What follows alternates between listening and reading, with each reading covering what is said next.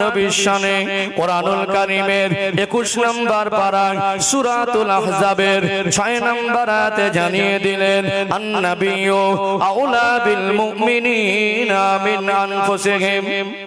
আল্লাহ পাক বলেন আন-নাবিয়্যু আউলা বিল মুমিনিনা মিন আনফুসিহিম। আমার নবী, আমার রাসূল, আমার হাবিব হলো দুনিয়ায় যারা মুমিন, দুনিয়ায় যারা নবীর আশিক, আমার মুমিন বান্দা বান্দীদের কাছে আমার নবী হলো তাদের যা কিছু আছে সব থেকে তাদের কাছে বেশি আপন। আমার নবী হলো মুমিনদের কাছে অধিক বেশি ঘনিষ্ঠ। জোরে বলুন সুবহানাল্লাহ। আল্লাহর কোরআনুল কারীমের আয়াত বলে আপনি দুনিয়ার মানুষ, আপনার জীবনে যা নিজের মনে হয়, আপনার জীবনে যা আপন মনে হয়, আপনার জীবনে যা ঘনিষ্ঠ মনে হয়, সব থেকে আমার নবীকে যদি আপন মনে করতে না পারেন, সব থেকে আমার নবীকে যদি নিজের মনে করতে না পারেন, আপনি মুমিন হতে পারবেন না। ও ভাইজানেরা, সোনার মানিক যুবকেরা, আব্বারা মায়েরা, আল্লাহ নবীর সাহাবা কেরামেরা তারা জীবন যাপন করেছেন, তারা জীবন তৈরি করেছিলেন, তাদের কর্মজীবন বলে দেয় তারা দুনিয়ায় যা কিছু আপন মনে করতেন সব থেকে আমার নবীকে তারা বেশি আপন মনে করেছেন। দুনিয়ার জমিনে টাকাকে আমার মনে হয়, গাড়িকে আমার মনে হয়, বাড়িকে আমার মনে হয়, বিবি বাচ্চাকে আমার মনে হয়, নিজের শরীরের অঙ্গ প্রত্যঙ্গ আমার মনে হয়, নিজের জানটাও যদি আমার মনে হয়, সব থেকে আমার নবীকে বেশি ভালোবাসতে হবে। ও ভাইরা বাবাজিরা, কিন্তু দুঃখজনক হলেও সত্য, আজকে দিনে সবাই বলি ভালোবাসি, কিন্তু প্রকৃত ভালোবাসার অর্থ হলো মুখে বলাটা যথেষ্ট নয়। প্রকৃত ভালোবাসার অর্থ হলো আমার রাসূলুল্লাহকে যেমন জান প্রাণ দিয়ে ভালোবাসতে হবে, আমার নবীকে তেমনি সম্মান করতে হবে, আর আমার রাসূলুল্লাহ রেখে যাওয়া নূরানি সুন্নাত তরিকায় জীবনটাকে সাজাতে হবে। কেউ যদি শুধু বলে নবীকে ভালোবাসি, তার আমালে জিন্দেগিতে, তার চিন্তায়, তার চেতনায়, তার লেবাসে, তার পোশাকে, তার আখলাক চরিত্রে, তার চালচলনে, তার ব্যবসা জীবনে, তার জিন্দেগিতে যদি সুন্নাতের আমাল না থাকে, যতই বলুক না কেন ভালোবাসি, ওই ভালোবাসাটা যদিও অস্বীকার করা যায় না, সত্যি ভাগারে ভালোবাসার মধ্যেও তেমনি গণ্য হতে পারে না। যতই বলুক ভালোবাসি, কিন্তু সে যদি নবীর সুন্নাতটাকে আমল না করে, হয়তো ভালোবাসাটা অস্বীকার করা যাবে না, কিঞ্চিত হলেও তো বাসে, কিন্তু প্রকৃত ভালোবাসার মধ্যে গণ্য হয় না। তখনই প্রকৃত ভালোবাসার মধ্যে গণ্য হবে যখন ওই মানুষটা আমার রাসূলের সুন্নাতগুলোকে আমালে জিন্দেগিতে বাস্তবায়ন করবে। নবী আমার সোনা জবানে বলেন মান আহাব্বা সুন্নতি ফাকাদ আহাব্বানি। যে ব্যক্তি আমি রাসূলুল্লাহ আমাকে ভালোবাসতে চায়, আমার ভালোবাসা অর্জন করতে চায়, মান আহাব্বা সুন্নতি, সে যেন আমার সুন্নাতকে ভালোবাসে। আমার সুন্নাতকে যে ভালোবাসে ফাকাদ আহাব্বানি, ওই ভালোবাসাটা আমি রাসূলুল্লাহ ভালোবাসা হয়ে যায়। তাহলে সুন্নাত বাদ দিয়ে আপনি ভালোবাসার দাবিদার হতে পারেন, প্রকৃত ভালোবাসাওয়ালাদের অন্তর্ভুক্ত হতে পারেন না। এই বিষয়টাকে একটু ক্লিয়ার করে দেবো ইনশাআল্লাহ। চলুন একটা পয়েন্ট ধরে একটু আগে বাড়ি, যত আলোচনা আগে বাড়বে তত প্রকৃত ভালোবাসাটা কি এটা পরিষ্কার হয়ে যাবে ইনশাআল্লাহ। ও ভাইজানেরা, সোনার মানিক যুবকেরা, আব্বারা মায়েরা, আল্লাহ দয়াময় আমার আপনার নবী দয়ার মায়ার নবীকে এই রবিউল আউয়াল মাসের 12 তারিখে সুবে সাদেকের সময় তামাম সৃষ্টি জগতের জন্য রহমত স্বরূপ করে, রহমাতুল লিল আলামিন করে আমার আল্লাহ প্রেরণ করেছিলেন। জোরে বলুন সুবহানাল্লাহ। নবী আমার দুনিয়াতে আসলেন, আমার নবীর কপাল আমার নবীর তকদীর, আমার নবীর নসিব কেমন। দুনিয়াতে মায়ের গর্ভে ছিলেন মাত্র 6 মাস, মায়ের গর্ভে ছিলেন মাত্র 6 মাস। মায়ের গর্ভ অবস্থায় থাকাকালীন আমার রাসূলুল্লাহর আব্বা জান আব্দুল্লাহকে আমার আল্লাহ ডেকে নিলেন। দুনিয়া আসলেন এতিম অবস্থায়।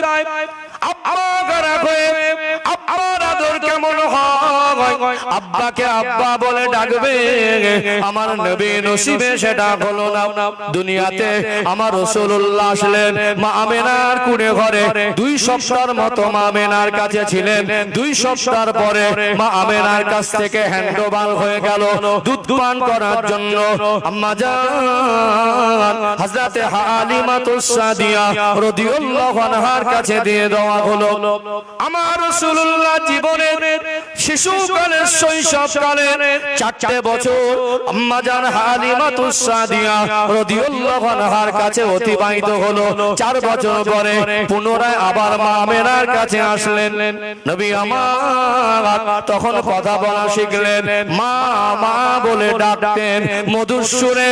আম্মা জান হযরতে আমেনাকে যখন মা মা বলে ডাকতেন, মা আমেনা বলেন আমার দয়ার নবীর কচি মুখের ওই মধুমাখা ডাকটা আমি আমেনা কলিজাটা ঠান্ডা হয়ে যেত।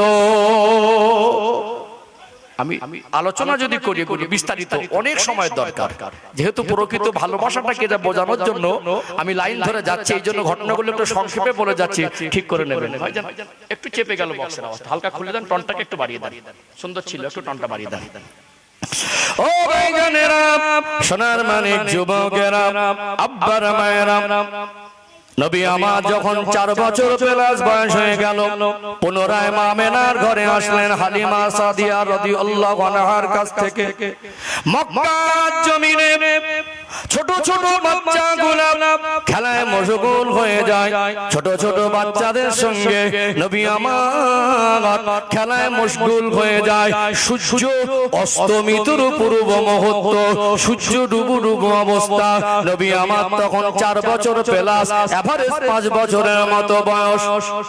সন্ধ্যার পূর্বে মুহূর্তে নবী আমার দাঁড়িয়ে দাঁড়িয়ে দেখেন এমন সময় কিছু মানুষ এসে যায়, আর ওই মানুষগুলোকে দেখে তার সাথী সঙ্গী গুলো, ছোট ছোট বাচ্চাগুলো আব্বা আব্বা আব্বা বলে মধুর সুরে ডাকে, আব্বা আব্বা বলে জড়িয়ে ধরে।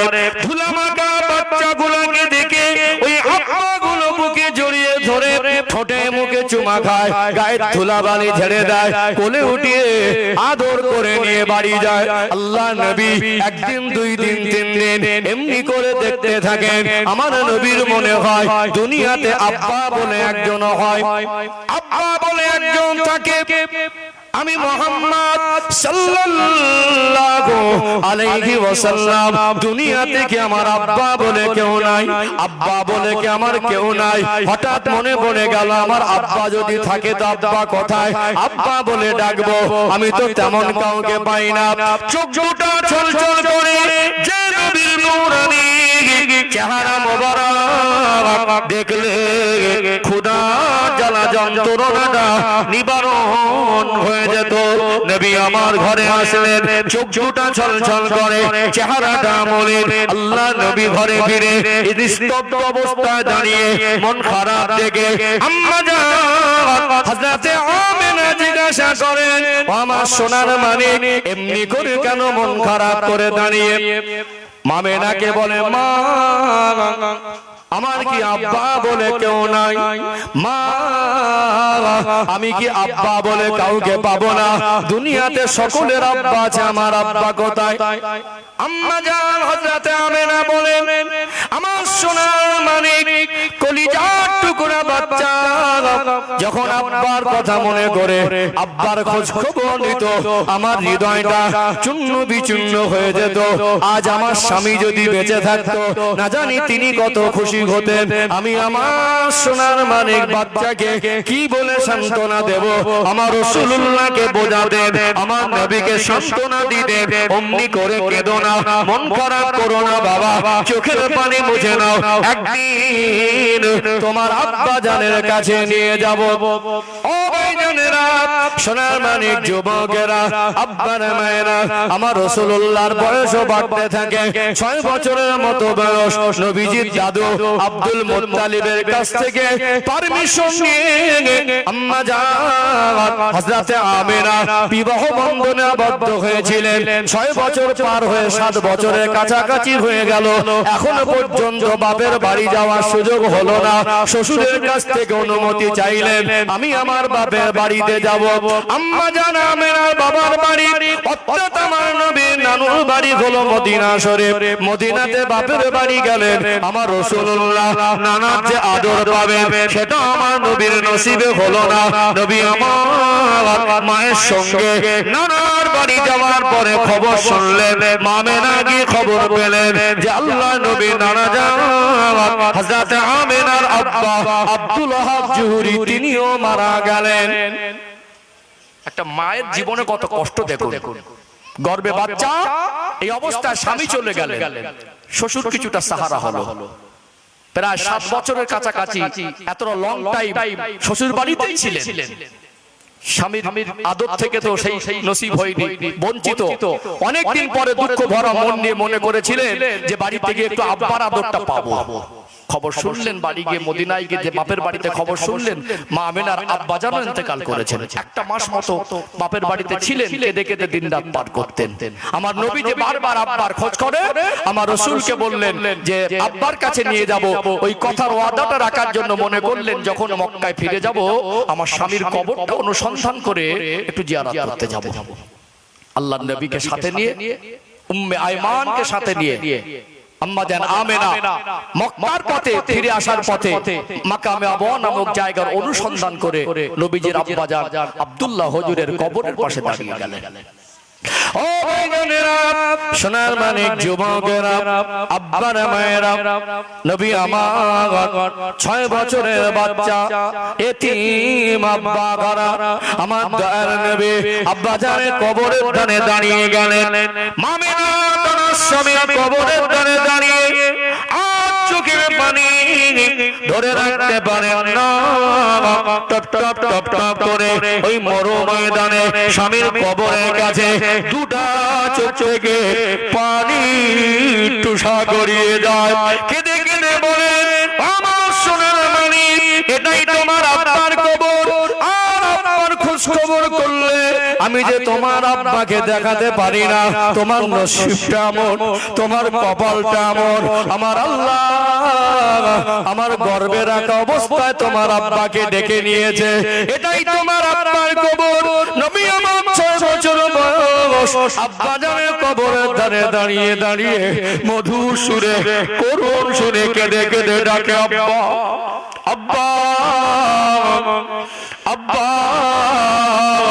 আমার রাসূলুল্লাহ কান্নায় মনে হয় মরুভূমি, আকাশ বাতাস পাহাড়টাও স্তব্ধ হয়ে যায়।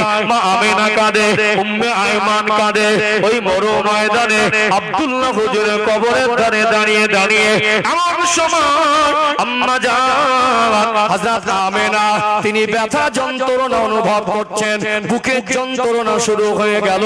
তিনি এত যন্ত্রণার মধ্যে, এত যন্ত্রণা বেশি মাত্রায় হতে লাগলো। তিনি আধাতে লাগলেন, মনে হয় বেশিক্ষণ বাঁচব না। উম্মে আয়মান ইশারা করে বলেন, ও উম্মে আয়মান, আমাকে একটু পানি দেন। উম্মে আয়মান পানি দিলেন, পানি পান করলেন। উম্মে আয়মানের গলাটা জড়িয়ে ধরে বলেন, ও উম্মে আয়মান, আমি আমিনা এত বেশি যন্ত্রণা হচ্ছে, আমার বুকটা যেন ফেটে যাচ্ছে, আমি মনে হয় দুনিয়া ছেড়ে চলে যাব। আমার সোনার মানিককে আপনার কাছে আমানত দিয়ে যাচ্ছি, আমি যদি মারা যাই ওর দাদু আব্দুল মুত্তালিবের কাছে পৌঁছে দেবেন। ওই সময় নবীজির আম্মা জান হযরতে আমিনা তিনি ইন্তেকাল হয়ে গেলেন, জমিনে লুটিয়ে পড়লেন। আল্লাহ নবী তখন আব্বা বলে ডাকছিলেন।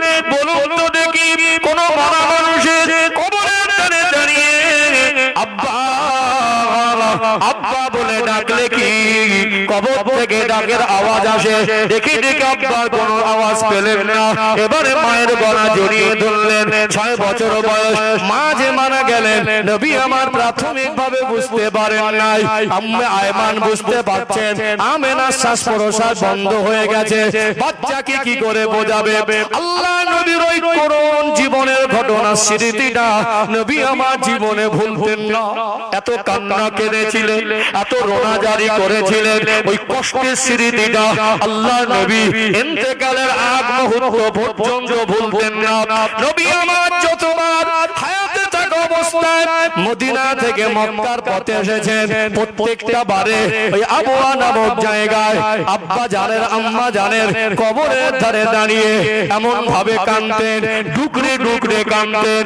সাহাবায়ে কেরামেরা বলেন, ইয়া রাসূলুল্লাহ, ইয়া হাবিবাল্লাহ, আপনাকে কাঁদতে দেখি, কিন্তু আপনার আব্বা জান, আপনার আম্মা জানের কবরের ধারে দাঁড়িয়ে আপনি এত কান্না কাঁদেন, আপনার এই কান্না আমরা সহ্য করতে পারি না। আল্লাহ নবী বলেন, ও আমার সাহাবারা, ও আমার সাহাবীরা, বাবারা, আমার আব্বার কবরের ধারে দাঁড়ালে আমি আমার মা হারানোর স্মৃতিটা মনে করি। আমার ওই দিনের সেই 6 বছর বয়সের স্মৃতি আমি আমার জীবনে ভুলতে পারবো না। আমার আব্বার কবর জিয়ারত করতে এসে আমার মাকে হারানোর কষ্টটা আমি রাসূল কোনোদিনই ভুলতে পারবো না। আমার রাসূলের কবর, আমার নবীর তাকদীর, আমার নবীর নসিবকে আমার আল্লাহ মন করলেন। মাত্র 6 বছর বয়সে আব্বা হারা এবং মা হারা হয়ে গেলেন, এতিম হয়ে গেলেন। আমার আল্লাহ আমার রাসূলকে কেবল মাত্র তিনি সান্ত্বনা দিতেন। জোরে বলুন সুবহানাল্লাহ। কি জীবন আমার নবী! এত কাঁদতেন, হাঁটুর ভিতর হাত উঁচু করে আমার রাসূলের চেহারা মোবারকটা হ্যাট করে দিয়ে কাঁদতেন, আর চোখ থেকে পানি গড়িয়ে গড়িয়ে টপ টপ করে দাড়ি মোবারক ভিজে পানি পড়তো। ওই স্মৃতিটা আমার নবী বলতেন আমি জীবনে ভুলতে পারবো না। যে কবার নবী আমার মদিনা থেকে মক্কায় গেছেন এসেছেন, প্রত্যেকটা বারে আব্বার মার কবরের ধারে দাঁড়িয়েছেন। সম্মানিত ভাইরা, এই এতিম বাচ্চাটাকে উম্মে আয়মান সাথে করে নিয়ে আসলেন। ওখানকার এলাকার কিছু মানুষের সহযোগিতা নিয়ে মা আমেনাকে নবীজির আব্বা আব্দুল্লাহ হুজুরের পাশে কবর দিয়ে আমার রাসূলকে নিয়ে মক্কার জমিনে ফিরে দাদু আব্দুল মুত্তালিবের কাছে দিয়ে দিলেন।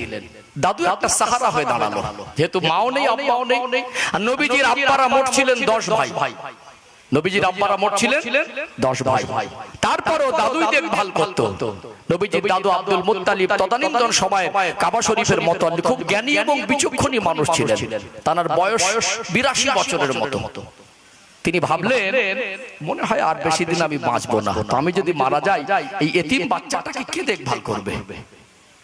একটা সময় চিন্তা ভাবনা করলেন, আমার বেঁচে থাকা অবস্থায় বাচ্চাটার জন্য একটা ভাবনা ভাবা দরকার। 9টা ছেলেকে ডাকলে, একটা ইন্তেকাল হয়ে গেল নবীজির আব্বা জান। ডেকে বললেন, দেখো তোমরা আমার ছেলে, এই বাচ্চাটা এতিম। অর্থাৎ এই দয়ার নবী রাহমাতুল লিল আলামিন হুজুরকে দেখিয়ে বলছেন, আমি যদি মারা যাই এই বাচ্চাটাকে কে দেখভাল করবে? তো 2টা ছেলে যখন বেঁচে আছেন, নবীজির 9টা চাচা বলছেন, আব্বা জান আমরা 9টা ভাই বেঁচে আছেন, আপনি চিন্তা করছেন একটা বাচ্চাকে, এতিম বাচ্চাকে 9টা ভাই মিলে দেখতে পারবো না? আমরা দেখে নেবো, আপনার চিন্তা করতে হবে না। আমার আপনার মতো মানুষ হলে বলতাম ঠিক আছে তোরা দেখে রাখিস। নবীজির দাদু আব্দুল মুত্তালিব বিচক্ষণী মানুষ ছিলেন, বললেন না, আমি যদি 9 জনের উপরে দায়িত্ব দেই তো পরে ঠেলাঠেলি হবে। একজন বলবে যে ও দেখেন আমি দেখবো কেন, আর একজন বলবে ও তো দেখছে আমার দেখা দরকার নেই। বাচ্চাটা এর হাতে হরাতে গিয়ে ওর মনে শান্তি থাকবে না। এই 9 জন মিলে দেখতে হবে না। আমার ইচ্ছা হচ্ছে, আমার মনটা চাইছে 9 জনের মধ্যে যে কোনো একজন দায়িত্ব নিক। নবীজির চাচাদের মধ্যে একটা চাচার নাম হলো আবু তালিব। ওই চাচাটা বললেন, আব্বা জান, ওই নবীজির ওই চাচা জান আবু তালিব, আব্দুল মুত্তালিবের ছেলে, বলল আব্বা জান এই আবু তালিব আবার কে? শেরে খোদা হযরত আলী রাদিয়াল্লাহু আব্বা জান। আলী হুজুরের আব্বার নাম হলো আবু তালিব। সম্পর্কে কিন্তু আপন চাচাতো ভাই। নবীজির আরেকটা চাচা হলো হযরত আব্বাস রাদিয়াল্লাহু আনহু, নবীজির আরেকটা চাচা হলো হযরত হামজা রাদিয়াল্লাহু আনহু। ইনারা ঈমান এনেছিলেন। অর্থাৎ এই আবু তালিব এ কিন্তু ঈমান আনেনি।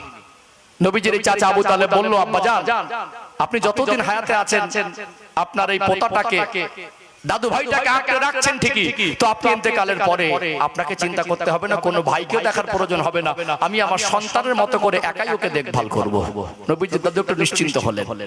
আমার নবীর 8 বছর বয়স, বাস্তবে তাই হলো। বেশি দিন হায়াতে ছিলেন না, নবীজি দাদু মারা গেলেন। তাহলে আল্লাহর নবী 8 বছর পর্যন্ত আব্বাকে তো দেখলেই না, 6 বছর বয়সে মা হারালেন, 8 বছর বয়সে দাদু হারা হয়ে গেলেন, চলে গেলেন চাচার কাছে। এই চাচা জান আবু তালেব আল্লাহর নবীকে অতিরিক্ত ভালোবাসতেন। আমরাও ভালোবাসি তো নাকি? আলোচনাটা ঠিক এই জায়গায় একটু পিছন থেকে ধরে আসলাম কেন, যেহেতু নবী দিবসের মাহফিল, তো আমার নবীর জীবনীটা একটু ভালো করে, যদিও সংক্ষেপে বলছি, না বললে খুব একটা মনে আমার তৃপ্তিও আসে না। কথা ঠিক না বেটি? ও ভাইরা, সোনার মানিক যুবকেরা, আব্বারা মায়েরা, আল্লাহ নবীর চাচা জান আবু তালেব আমার রাসূলুল্লাহর দায়িত্ব নিলেন। নবীজির দাদু মারা যাওয়ার পরে চাচা জানের তত্ত্বাবধানে চলে গেলেন। এত বেশি ভালোবাসতেন আবু তালেব, নিজে রোজগার করে, নিজে ইনকাম করে আমার রাসূলুল্লাহকে সন্তানের মতো করে লালন পালন করতেন। আল্লাহ নবীকে এত মহব্বত করতেন, যেখানেই যেতেন আমার নবীর হাত ধরে ধরে নিয়ে যেতেন। নবী আমার রাতে ঘুমানোর সময় নবীজির চাচা আবু তালেবের গলাটা জড়িয়ে ধরে ঘুমাতেন। আল্লাহ নবীর কাছে লালিত পালিত হচ্ছে। আল্লাহ নবীকে তিনি তার কষ্ট মেহনতের টাকা দিয়ে আমার দয়ার নবীকে খাইয়ে বড় করছেন। বলুন তো এত ক্ষণেকের জন্য, তার জন্য সৌভাগ্য কি সৌভাগ্য না? সৌভাগ্য না?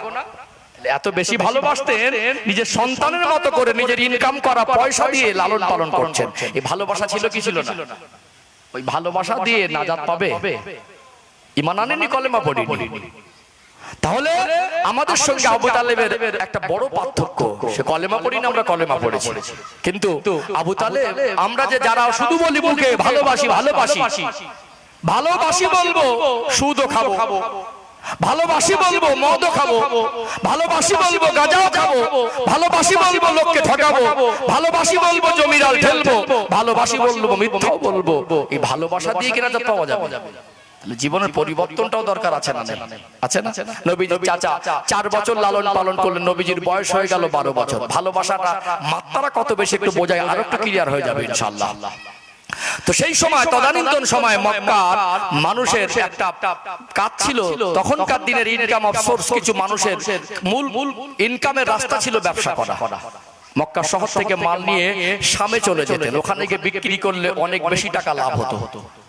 বর্তমান ভৌগোলিক ম্যাপের অবস্থান, ইসলামের ইতিহাসে যে শাম দেশের কথা এসেছে, ওই শামটা আজকে টুকরো টুকরো কয়েকটা রাষ্ট্রে পরিণত হয়েছে। প্যালেস্তাইন, ইসরায়েল, আপনার ওর পাশে যেটা আপনার আজকে বর্তমান সময়ের সিরিয়া, এই সমস্ত জায়গাগুলো, লেবানন, পাশাপাশি যে এরিয়া, এগুলো সব তখনকার সময় শামের এরিয়া ছিল। আল্লাহ নবীর 12 বছর বয়স। তো যখন মক্কার মানুষ ব্যবসার সিজনে ব্যবসায়ী মানুষগুলো মাল নিয়ে চলে যাবে সেই শামে যেতে গেলে ফিরে আসা 1 মাস 1.5 মাসের ব্যাপার। উটের পিঠে করে মাল নিয়ে যেতে 18-20 দিন সময় লেগে যেত, 2 সপ্তাহ অধিক সময় লেগে যেত। কোথায় রাত হয়, কোথায় দুপুর হয়, এই মরুভূমির পথ চলা কারো আন্ডারে, কোন ব্যবসায়ীর আন্ডারে 5টা 7টা উট, বড় বড় ব্যবসায়ী 30টা 40টা করে উটের পিঠে মাল বোঝায়, এই মালগুলো নিয়ে যেতেন। এইরকম একটা সফরে একটা বাচ্চা মানুষকে নিয়ে যাওয়া কি সহজ মনে করলেন? একটা বাচ্চা মানুষকে নিয়ে যাওয়া সহজ নয়, কিন্তু নবীকে কি রকম ভালোবাসতেন। ও ভাইরা, সোনার মানিক যুবকেরা, আব্বারা মায়েরা, আল্লাহ নবীর বয়স তখন 12 বছরের মতো। খবর হয়ে গেল, নবী আমার খবর পেলেন আল্লাহ নবীর চাচা আবু তালেব ব্যবসার মাল নিয়ে সিরিয়ায় শামে চলে যাবে। নবী আমার চাচা জানের কাছে গেলেন। ও চাচা জান, চাচা জান, শুনেছি আপনি ব্যবসার মাল বিক্রি করতে শামে চলে যাবেন। আমি যে আপনাকে ছাড়া ঘুমাতে পারি না, আমি যে আপনাকে ছাড়া থাকতে পারি না। চাচা জান, আপনি চলে গেলে আমি কার কাছে থাকবো, কার কাছে ঘুমাবো? আপনি আমাকে ছেড়ে যাবেন না, আপনি আমাকে রেখে যাবেন না।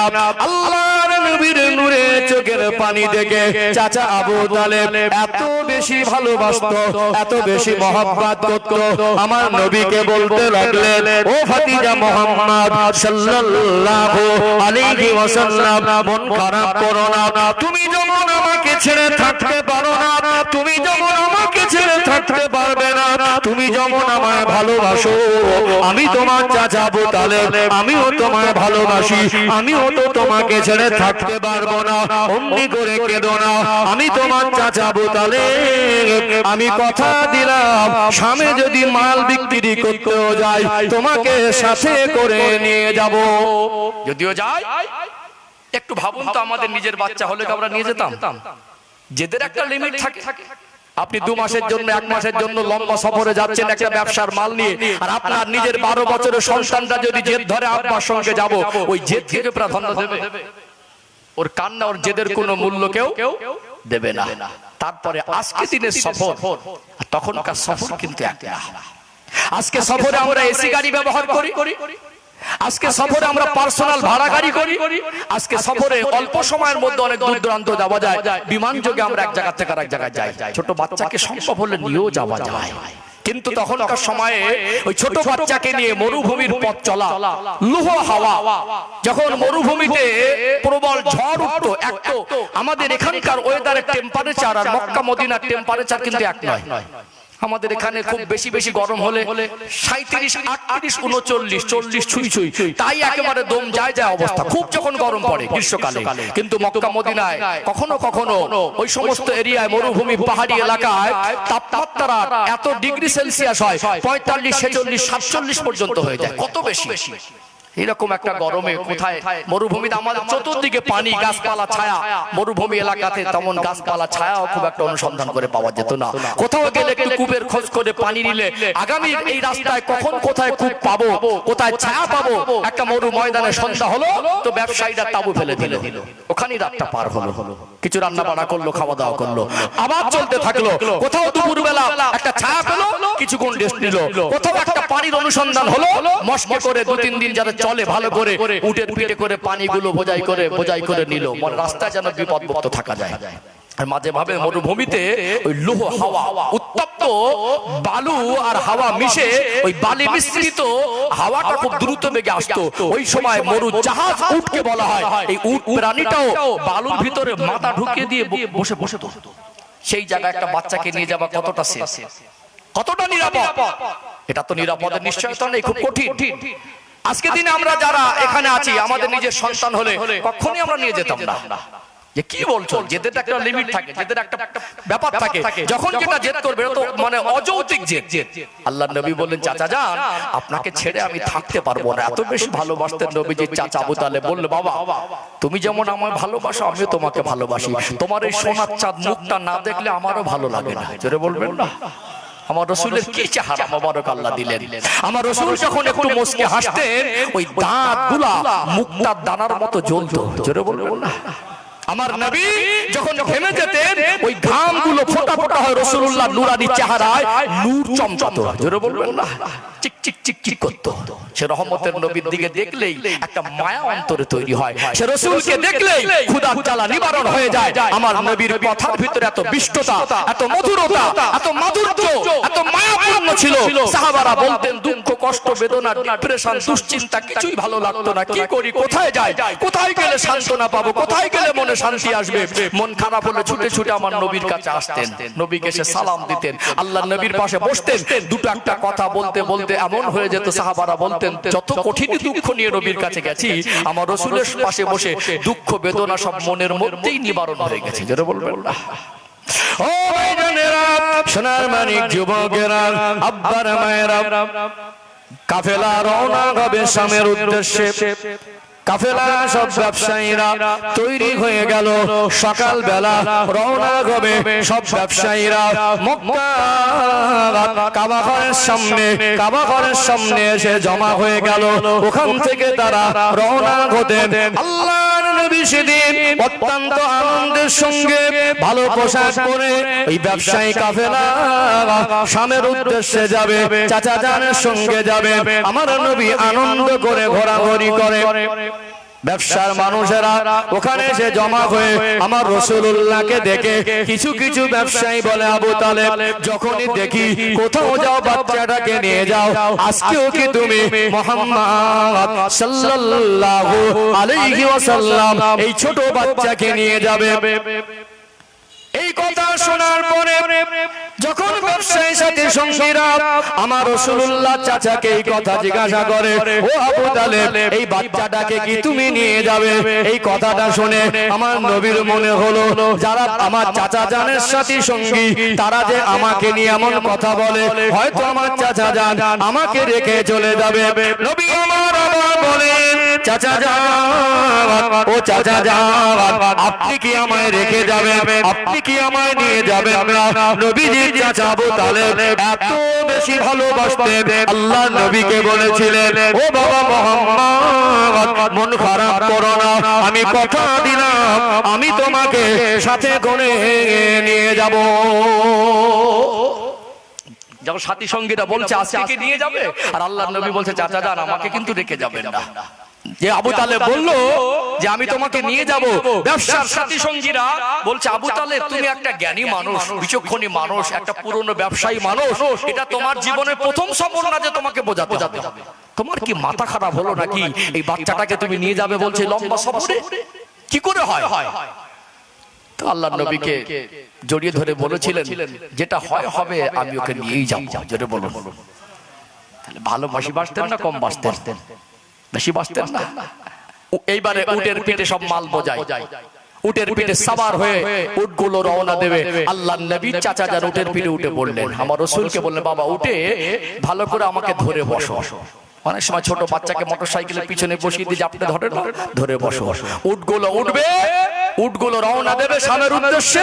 আল্লাহর নবীকে পিছনে বসিয়ে দেওয়ার কারণে উটটা আর ওঠে না। এই যে কোন একটা জায়গায় যাওয়ার পথে একটু বাধা পড়ে যাওয়া, এটা তাদের কাছে একটা মানে অন্যরকম মনে হতো। জাহিলিয়াতের যুগের মানুষ, তারা তো ঈমান ছিল না, ভালো মন্দ তকদিরের উপরে বিশ্বাস, কার উপরে? আল্লাহর উপরে। আজকে সমাজে আজও কিছু কুসংস্কার আছে, ভাবতে অবাক লাগে। মানুষ কিছু শব্দ চয়ন করে, এই শব্দ চয়নের ক্ষেত্রে আমাদের সাবধানতা অবলম্বন করা দরকার। একটা ভালো ছেলে যদি হয়, বলে আমার ছেলেটা লক্ষ্মী ছেলে, বলে না? একটা ভালো মেয়ে যদি হয়, আমার মেয়েটা লক্ষ্মী মেয়ে। কেন এই শব্দটাকে বাদ দিলেই তো হয়? ভারতবর্ষ একটা ঐতিহ্যপূর্ণ রাষ্ট্র।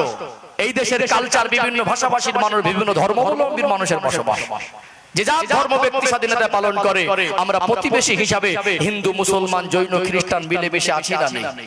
ধর্ম তার একান্ত ব্যক্তি স্বাধীনতা, তার ধর্মে যেটা আছে সে স্বাধীনতার সঙ্গে পালন করুক, আমার ধর্মে যেটা আছে সে আমরা স্বাধীনতার সঙ্গে পালন করি। কারোর কোনো আপত্তি থাকা বা আপত্তি করা উচিত নয়, কারণ আমার দেশের সংবিধান এই অধিকার এই দেশের নাগরিককে দিয়েছে না দেয়নি? দিয়েছে না?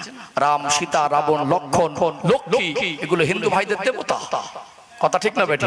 তাহলে আপনার ছেলে যদি ভালো হয়, বলে আমার ছেলেটা ভালো, আল্লাহ আমার ছেলেটা আসার পরে বরকত দিয়েছেন, এটা বলতে পারেন। যদি হঠাৎ করে কিছু হয়ে যায় অলক্ষণে, কি বলে? অলক্ষণে আপনি একটা বাজে কথা বলে দিলেন। হ্যাঁ, আবার কেউ কিছু হলে, কিছুই হলে বলে দেয় জ্ঞান করেছে, ওষুধ করেছে। কি একটা কঠিন জীবন। আবার এই সমস্ত এখন ভাবতে অবাক লাগে, এখনো সেই জাহিলিয়াতের যুগের কিছু চিন্তা চেতনা আমাদের মধ্যে আছে। এখন একটা মানুষ যদি মারা যায়, মানুষ মনে করে ওই বাড়িতে মরা মানুষের রুহটা আসে। কি মনে করে? রিসেন্টলি আমার কাছে একটা কল আসলো, বিভিন্ন জায়গা থেকে কল আসে, তো বললো হুজুর আমার আব্বা মারা গেলেন কয়েকদিন হলো, এখন ওই রুমেতে বাড়ির লোকজন, আশপাশের লোকজন সব বলছে ওখানে ঘুমাবি না, রুহু আসে। আবার কেউ কেউ বলে গলা টিপে ধরবে। আচ্ছা একটা সোজা হিসাব পর্যন্ত, একটা মানুষ যদি মরে যাবার পরে ওই রুহুটা এসে কারোর গলা টিপতো, অনেক সময় এই ঝগড়া বিবাদে, ভুল বোঝাবুঝিতে খুন খারাপি হয় না?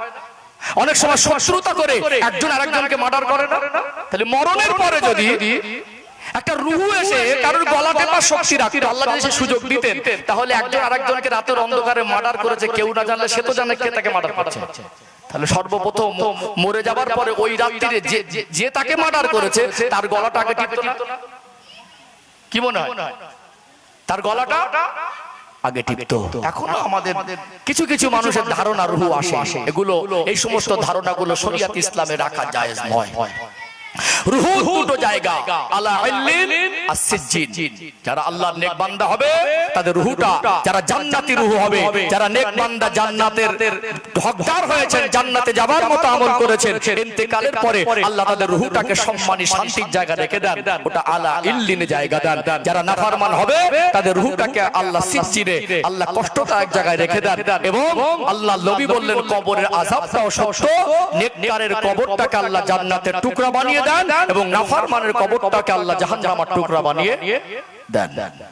অথচ আমরা একটা মানুষ মরে গেল, আমরা এখনো কিছু মানুষ ধারণা করি যে রুহ আসে। এগুলো আমাদের বাজে চিন্তা। কিছু হলে বলে আমাকে জ্ঞান করেছে, কিছু হলে বলে আমাকে ওষুধ করেছে, কিছু হলে বৌমা একটু টেনে বসলে কি বলে, ছেলে একটু বৌমার প্রতি ভালোবাসা দিলে কি বলে, আমার ছেলেটা তো এমন ছিল না, ঠিক মানে বৌমার বাপ মা ছেলেটাকে ওষুধ করে ঘুরিয়ে দিয়েছে। ওষুধ করে যদি মানুষের মন ঘোরানো যেত, যারা বেনামাজি আছে কত বড় তাবিজকারক, ওদের একটু মনগুলো ঘুরিয়ে দেন না, নামাজি করে দেন না। দেখি কথা বুঝতে পারছেন না? এগুলো আমাদের একটা নেগেটিভ চিন্তা। ছেলের যখন জীবনে কেউ ছিল না ভালোবাসা, বাপ মার কাছে সময় দিয়েছে, বাপ মার কাছে বসেছে, বাপ মার পিছনে খরচা করার কেউ ছিল না, এক পিঠে খরচা করেছে। আজকে তার একটা জীবন সঙ্গী, দুদিন পর বাচ্চা হয়েছে, যেমন তার বাপ মা তার জীবনের একটু সাংসারিক জীবনের প্রচার প্রসার হয়েছে, একটা প্রসারিত হয়েছে, সাংসারিক জীবনটা একটু বড় হয়েছে। তাহলে আগে ছিল শুধু আব্বার মা এনেছে, আব্বার জন্য মার জন্য, এখন আনতে গেলে ছেলের জন্য আনবে, এখন আনতে গেলে মেয়ের জন্য আনবে, এখন আনতে গেলে স্ত্রী তার জীবন সঙ্গী তার দাবি দাবা থাকে তার জন্য আনবে। এইটুকু আপনি সহ্য করা যদি না অভ্যাস করেন, আপনি বলবেন সব ওই ছেলে বউকে দিচ্ছে, আমাদের আর দেখে না। তাহলে আপনি যদি হকদার হন, তার স্ত্রীও তো হকদার। কি মনে হয়? কথা মনে বুঝতে পারছেন না? মেয়েটা বিবাহ দিলেন, মেয়ের শ্বশুর শাশুড়ি মেয়েটাকে যদি খুব ভালোবাসে, জামাইটা যদি খুব ভালোবাসে, তখন বলবে আমার বেইবিনের মতো মানুষ নেই। কি বলবে? আমার বেইবিনের মতো।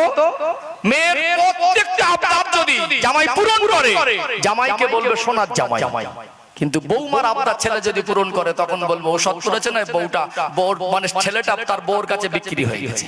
এটা একটা নেগেটিভ দিক। আপনার মেয়েটা বিবাহ দিলেন, শ্বশুর বাড়ি ভালো থাকুক, শাশুড়ি ভালোবাসুক, শ্বশুর ভালোবাসুক, জামাই ভালোবাসুক, যেমনটা মেয়ে ভালো থাকবে আপনি চান। আপনি কি আপনার বৌমাকে কতটা ভালো রাখতে পেরেছেন? পারেননি। আমাদের এই মিসআন্ডারস্ট্যান্ডিং, এই যে ভুল বোঝাবুঝির কারণে, ইনসাফের বিষয়টা আমাদের কাছে ক্লিয়ার না হওয়ার কারণে আমরা বলি ওষুধ করেছে। ধারণা কেউ বলে দিচ্ছে যে তোমার ঘরে ওষুধ পুঁতে রেখেছে।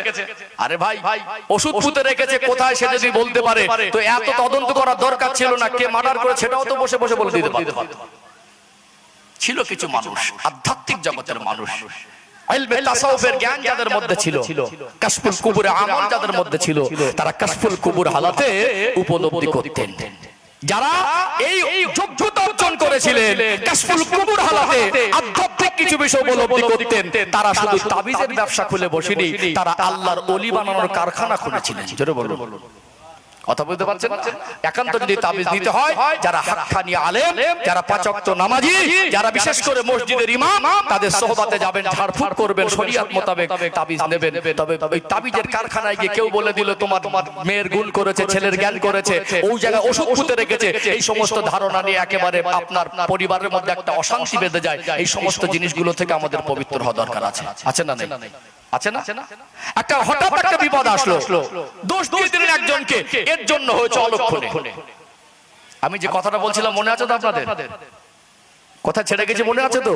ওই যে উটের পিঠে যখন আল্লাহর নবী পিছনে আর চাচা আবু তালেব সামনে, উটটা উঠছিল না।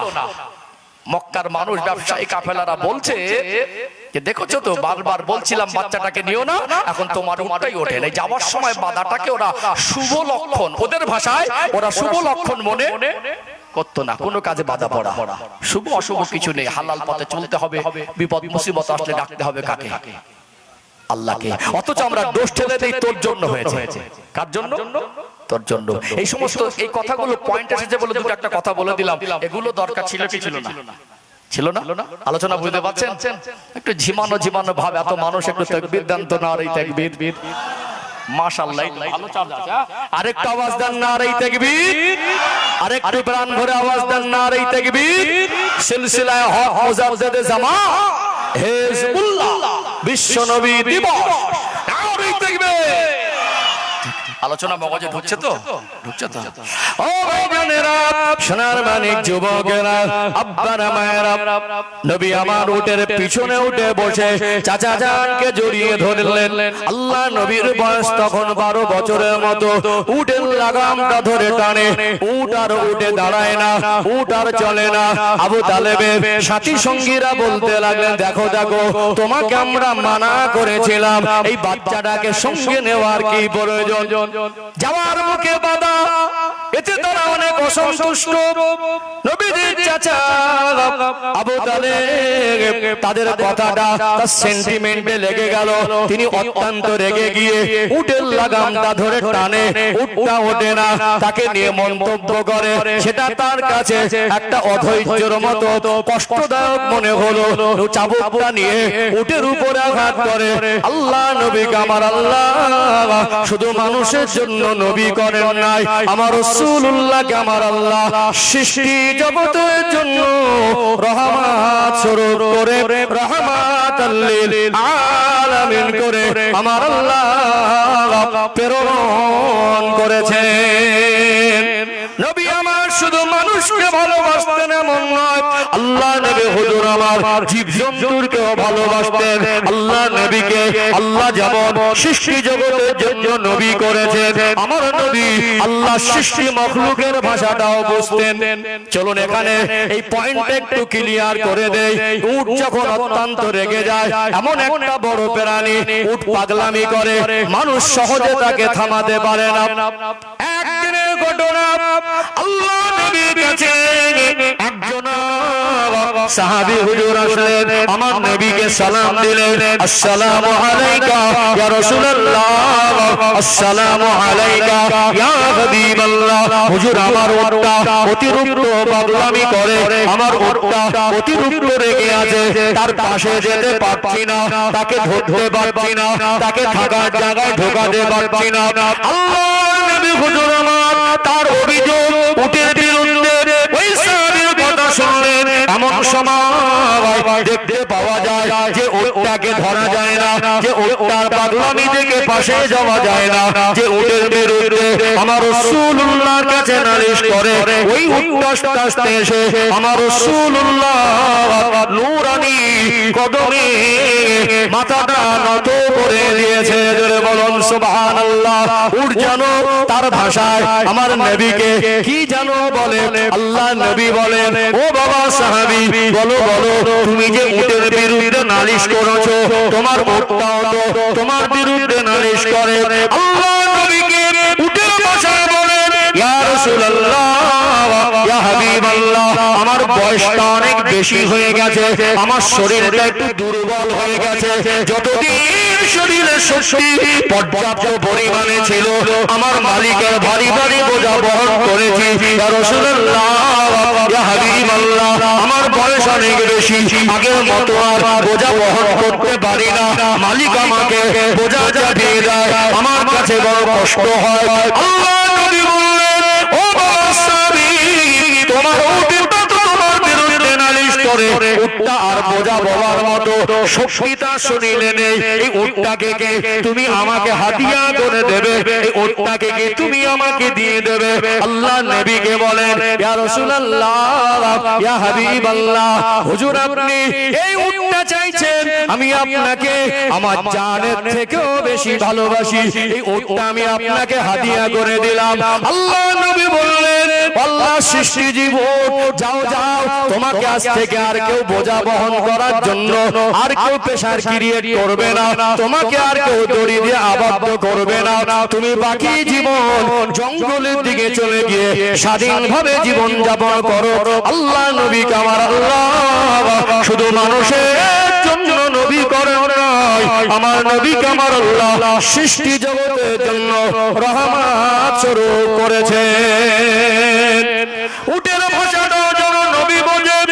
আল্লাহ নবীর বয়স 12 বছর, উটটা জনতার ভাষায় বলে দয়ার নবী সাইয়্যিদুল মুরসালিন সাইয়্যিদুল কাউনাইন নূরে মুজাসসাম রাহমাতুল লিল আলামিন আমার নবী পিছনে বসবে আর আবু তালেব আগে বসবে উটটা যেন মেনে নিতে পারে না উটটা যেন মেনে নিতে পারছে না আমার রাসূল পিছনে আমি উটটাকে মেনে নিতে পারি না আল্লাহ নবী বলেন ও চাচা যান চাচা যান এই অবলা জীব উটটাকে আপনি মারবেন না চাচা যান আপনি বরং আমাকে একটু সামনে বসিয়ে নেন আপনি আমাকে একটু সামনে বসার জায়গা করে দেন আল্লাহর নবী জীবনটা সাধারণ নয় আল্লাহ নবীকে যিনি 4 বছর ধরে লালন পালন করছেন আমার নবীর জীবনটা আদর্শটা মানুষের মতো নয় আমার নবী জীবনে যে স্পেশাল বৈশিষ্ট্য ছিল সেগুলো আবু তালেবের জানার কথা কি কথা নয়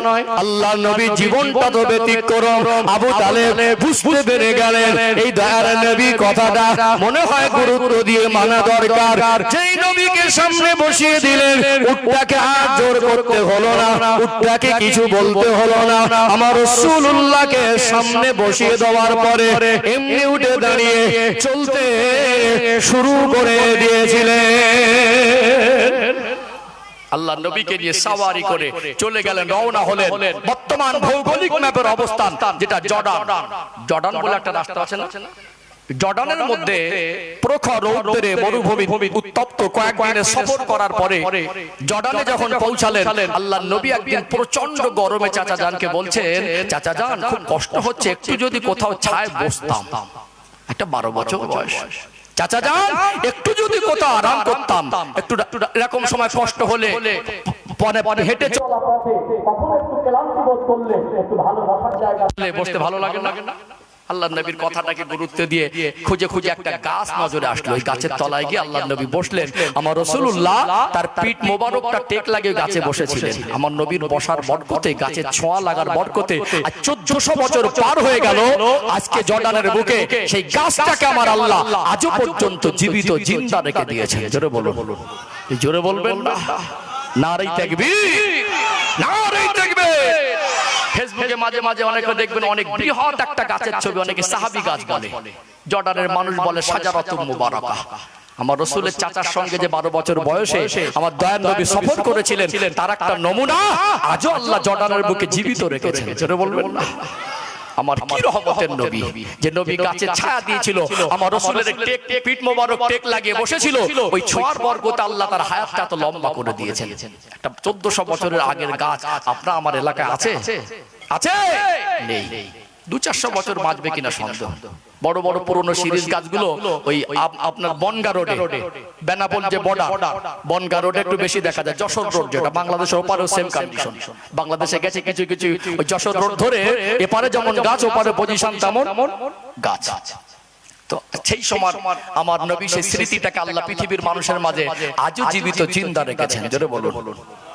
ও ভাইজানেরা সোনার মানিক যুবকেরা আব্বারা মায়েরা আমার রাসূলুল্লাহ ছোঁয়াতে আমার আল্লাহ বরকত রেখে দিয়েছিলেন আল্লাহ নবী হুজুর আমার চাচা জানের সঙ্গে রওনা হয়ে শামে চলে যাবে প্রতিমধ্যে একটা খ্রিস্টান পাদ্রী যার নাম হলো বুহাইরা ওই বুহাইরা নামক ব্যক্তি তিনি পূর্ববর্তী আসমানি কিতাবের পণ্ডিত ছিলেন আমার রাসূলুল্লাহকে দূর থেকে দেখে চিনতে পেরে গিয়েছিলেন আমার রাসূলুল্লাহ উটের পিঠে সওয়ার হয়ে চাচা জানের সামনে বসে বসে আসেন ওই বুহাইরা নামক ব্যক্তিটা আল্লাহ নবীকে দেখে জিজ্ঞাসা করতে লাগলেন হে পথিক বলো বলো এই বাচ্চাটার নাম কি ওই বাচ্চাটা দেখে মনে হলো এই বাচ্চাটা সেই নূর নবী দয়ার নবী আল্লাহ নবী চাচা জান বলতে লাগলেন এই বাচ্চাটার নাম হলো মুহাম্মদ হযরত মুহাম্মদ মুস্তাফা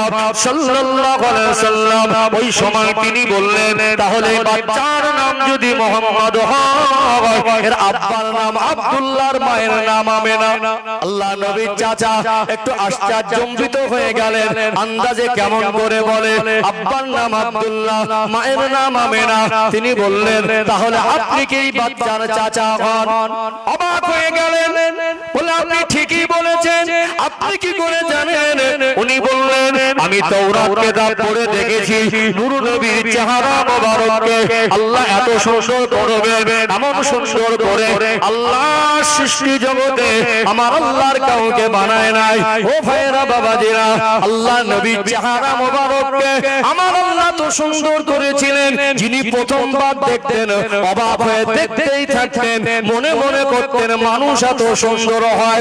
অর্থাৎ আমার নবীকে দেখে চিনতে পেরে গেলেন। ওই বুহাইরা নামক ব্যক্তি আমার নবী চাচা জানকে বললেন একটু কাফেলা থামিয়ে দেন, আমার ইচ্ছা হয়, আমার ইচ্ছা আছে আমি এই বাচ্চাটাকে একবেলা একটু মেহমানদারি করব। সেই কাফেলা নিয়ে ওই বুহাইরা নামক পাদ্রী আল্লাহ নবীকে আর ব্যবসা কাফেলার মানুষকে মেহমানদারি করালেন। আল্লাহ নবী চাচা জানকে ডেকে কানে কানে বলতে লাগলেন, ও বিশ্ব নবীর চাচা, এই বাচ্চাটাকে আমি আল্লাহর কসম করে বলি খবরদার যেন শামে নিয়ে যাবে না। শামের ইহুদিরা যদি বুঝতে পেরে যায় এই সেই নূর নবী, নবী মায়ার নবী, এই সেই আখেরি জামানার নবী, এই বাচ্চাটাকে ওরা মেরে দেবে, ওকে জানে মেরে দেবে।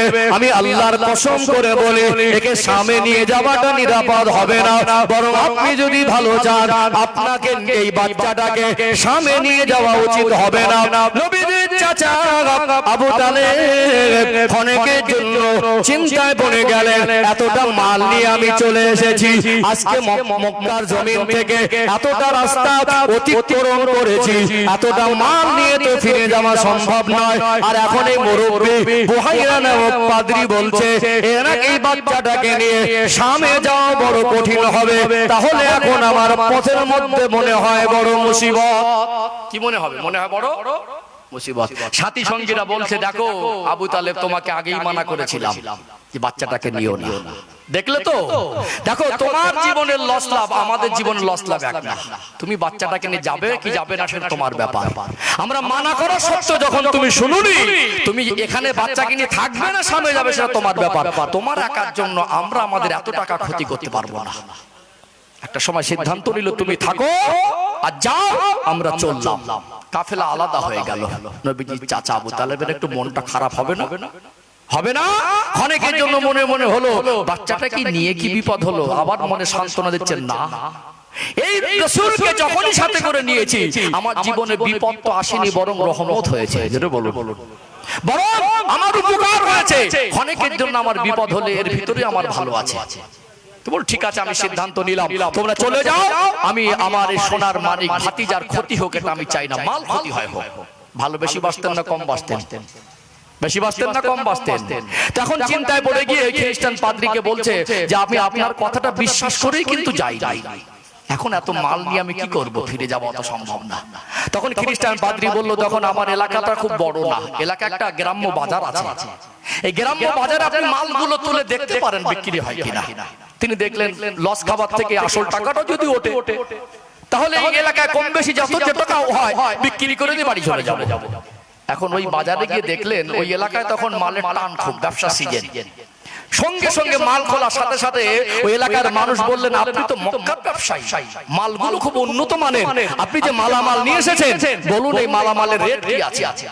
ইনি তো পোড় খাওয়া পুরনো ব্যবসায়ী, অনেক সময় কেনা বেচার সময় কি হয় যে আপনি বলুন আপনার দাম, অনেক সময় বলে ভাই কত হলে নিবি বল, অনেকে ঘুরিয়ে বলে আপনি মাল বিক্রি করছেন আপনার রেট আগে বলুন। তো নবীজির চাচা আবু তালেব খুব বুদ্ধিমান পুরনো পাক্কা ব্যবসায়ী ছিলেন, যখন ওই মানুষগুলো ওনাকে ঘিরে ধরেছে যে আপনার মালের রেট বলুন, বলুন উনি তো নতুন এলাকায়, উনি বললেন যে আমার রেটটা পরে বলছে আপনারা কত হলে কিনতে পারবেন। ওই ব্যবসায়ীরা বলা বলি করছে এই দেখ মালগুলো ছেড়ে দিলে আমাদের আবাসের সাম থেকে কিনে আনতে হবে, মালগুলো খুব চকচকে ঝকঝকে, ওর থেকে এক কাজ করে এমন একটা দাম বলে যেন দিয়ে দেয় যেটা আশা করেছিল এত টাকা পরিমাণ লাভ হবে, ওরা দাম বলেছে তার থেকে অনেক গুণ বেশি। তিনি আর পেড়াপেড়ি না করে বললেন ঠিক আছে আপনিও নিয়ে নেন। তার মানে সামেও যেতে হলো না, অল্প সময়ের মধ্যে যেটা লাভের আশা করেছিলেন সামে তার থেকে বেশি লাভ হয়ে গেল ওই এলাকাতে। আমার রাসূলুল্লাহর বরকত, জোরে বলুন সুবহানাল্লাহ। বলুন তো নবীজির চাচার সঙ্গে ভালোবাসা বেশি ছিল না কম ছিল? সেই চাচা কি নবীজি কি বললেন? কলেমা নসিব হলো না। অত ভালোবাসা দিয়ে, অত আদর করে, যার জন্য ত্যাগ করে, যার জন্য সমাজের মানুষের কথাবার্তা শুনে, যাকে নিয়ে সন্তানের মতো লালন পালন করেও ওই ভালোবাসা কি জান্নাতে নিয়ে যেতে পারবে? শর্ত হলো ঈমান। আর শুধু মুখে ভালোবাসবো এইটুকু বলা যথেষ্ট নয়। মান হাব্বা সুন্নতি ফাকাদ হাব্বানি। শর্ত হলো সুন্নাতকে ভালোবাসা, নবীর ভালোবাসা। যদি নবীর ভালোবাসতে চান তাহলে নবীর সুন্নাতটুকু রাখতে হবে। দাড়িটাও নবীর সুন্নাত, কথা ঠিক না বেঠিক? নবীকে যদি ভালোবাসতে চান তাহলে পোশাকটাও সুন্নাতি পড়তে হবে। নবীকে যদি ভালোবাসতে চান খেতে গেলে সুন্নাতটাই খেতে হবে, সুন্নাত তরিকায়। ব্যবসা করবেন সুন্নাত তরিকায়, ঘুমাবেন সুন্নাত তরিকায়, চলবেন সুন্নাত তরিকায়, বলবেন সুন্নাত তরিকায়। নবীর সুন্নাত তরিকা অনুসরণ করে চলা প্রত্যেকটা কাজ, খাওয়া, ঘুম, চলাফেরা, চিন্তা চেতনা, ওঠা বসা, চাল চলন, আখলাক, আমল, প্রত্যেকটা যদি সুন্নাত অনুযায়ী হয় সবটাই ইবাদতের মধ্যে গণ্য হয়। যেটা বলুন, এখন আমাদের নবীর ভালোবাসা আমাদের অন্তরে কতটা? আন-নাবিয়্যু আওলা বিল মুমিনিনা মিন আনফুসিহিম। আল্লাহ বলছেন মুমিনদের কাছে আমার নবী তাদের নিজেদের থেকে অধিক ঘনিষ্ঠ। আজকে বলুন তো এই হৃদয়ে, এই কলিজার মধ্যে, এই অন্তরে নবীর ভালোবাসা কতটুকু জায়গা দিয়েছি? কি জায়গা দিয়েছি? ভালোবাসাটুকু আছে, নেই বলবো না, তবে অতি সামান্য। তুলনামূলক ভাবে ভালোবাসার থেকে হারাম জিনিস, অসৎ জিনিস, খারাপ জিনিস, সেই সমস্ত জিনিসের সঙ্গে আমাদের জীবনের সম্পর্কের গভীরতা তৈরি হয়েছে। যেমন নেশা। এক সপ্তাহ একটা মানুষ বিড়ি না খেলে বলে পেট ফুলে যাবে। এক সপ্তাহ একবার দরুদ শরীফ পড়ে না, ওই একবার তো কষ্ট হয় না? তার জীবনের সঙ্গে বিড়ির একটা গভীর সম্পর্ক হয়ে গেছে, কারো জীবনের সঙ্গে মদের একটা সম্পর্ক হয়ে গেছে, কারো জীবনের সঙ্গে গাঁজার একটা সম্পর্ক হয়ে গেছে, কিন্তু নবীর মহব্বতের সম্পর্ক হয়নি। এক সপ্তাহ গাঁজা ছেড়ে থাকলে কষ্ট হবে, কিন্তু এক সপ্তাহ নবীর মহব্বত ছেড়ে এক মাস চলে যাওয়ার কষ্ট হয় না। কিছু কিছু আমার যুবক ছেলেরা আছে এক মাসে একবার উজুই করে না। কিছু কিছু মুরব্বী বাবাজিরা আছে এক এক সপ্তাহে একবারও মুখ থেকে আল্লাহ বলে না, একবারও নবীর শানে দরুদ পড়েই না। তাহলে আমাদের জীবনে নবীর সম্পর্কে ঘাটতি হয়েছে না হয়নি? আর শুধু বলবেন নবীকে ভালোবাসি ভালোবাসি, মুখের দাবিতে যদি ভালোবাসা নাজাত হয়ে যেত। আপনি মুখে বলছেন নবীজির চাচা জান প্রাণ দিয়ে ভালোবেসে তাকে লালন পালন করে, তার জন্য ত্যাগ করে নবীর ভালোবাসার প্রকৃত ভালোবাসা শর্ত পূরণ করে নিয়ে বলে জান্নাত হবে না। কি ঠিক বলছি না ভুল বলছি? ত্যাগ করুন নবীর ভালোবাসায় এই হারাম জিনিস ত্যাগ করতে হবে। আপনার আমার এলাকায় ইদানিং দেখছি গাঁজা অধিক পরিমাণ বেড়ে গেছে। হ্যাঁ, পরিকল্পনার বাইরে, আল্লাহ ভালো জানে আর 10-20 বছর কোন জায়গায় গিয়ে দাঁড়াবে আন্দাজ করা যাচ্ছে না। এত পরিমাণে মানুষ গাঁজা খাচ্ছে যেটা পরিকল্পনার বাইরে। আপনি যদি ওই 5 ওয়াক্ত নামাজটা মসজিদে পড়ে ঘরের মধ্যে থাকেন বুঝতে পারবেন না আপনার এলাকার পরিবেশ কতটা কি আছে আমি জানি না। কিছু কিছু জায়গায় অতিরিক্ত গাঁজাখোর বেড়ে গেছে না? কাজ কাম নেই, ঢন ঢন করে ঘুরছে আর ওই মোবাইলে পড়ে আছে আর গাঁজা খাচ্ছে। গ্যাং তৈরি হয়ে গেছে। এরপরে গাঁজা খেতে খেতে, আগে বিড়ি খেতে, এখন গাঁজা, এখন গাঁজা খেতে খেতে আবার একদল মদ খাচ্ছে। যে হাত টান যাচ্ছে, ছেঁচড়া চোখ চুরি করা শুরু করে দিচ্ছে। কি ঠিক বলছি না ভুল বলছি? পরিবেশটা নষ্ট হচ্ছে। আর আমরা খুব একেবারে জবান দিয়ে ভালোবাসি ভালোবাসি ভালোবাসি, ওই মুখে বলাটা প্রকৃত ভালোবাসা। ভালোবাসা কিন্তু প্রকৃত ভালোবাসা নয়। প্রকৃত ভালোবাসার অর্থ হলো প্রত্যেকটা মুহূর্তে নবীর সুন্নাতটুকু আমাদের জিন্দেগিতে বাস্তবায়ন করা, জীবনকে পরিবর্তন করা, আল্লাহর কথা মতো জীবন যাপন করা। এই ভালোবাসা আল্লাহ জান্নাতে পৌঁছে দেয়। জোরে বলুন। আমার আবার যুবক ছেলেদের এখন একটা কি টিকটিকে মার্কা চুল কাটা উঠলো। কোন এক ক্রিকেটের প্লেয়ার চুল কেটেছে এই দু সাইডটা। কোন দু সাইড? পিছনটা বড় আছে, এই দুটো সাইড একেবারে কমে এই পর্যন্ত। একটা বাঁদরকে দেখতে যতটা ভালো লাগে ওই চুল কাটার পরে বাঁদরের থেকে দেখতে তাকে খারাপ লাগে। রুচিবোধটা কত নিম্নমানের হয়ে গেছে। একটা মানুষের তো রুচিবোধ আছে। আমাদের যুবক ছেলেগুলো ওই চুল কাটার পাগল।